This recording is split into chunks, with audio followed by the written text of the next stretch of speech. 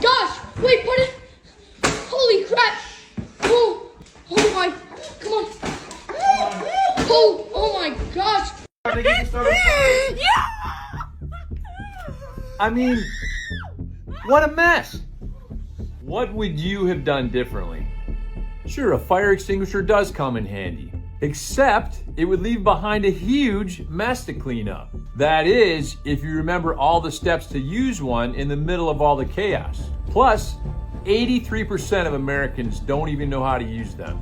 But what even fewer people know? That there are better, cleaner, and faster ways to handle a fire.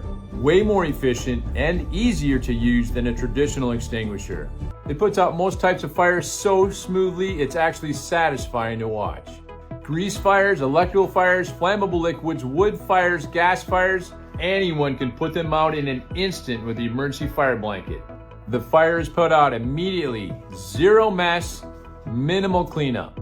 Look, firefighters respond to an average of 358,000 emergency calls every year. And 48% of those fires start in the kitchen. This quick draw blanket is a must-have for every family.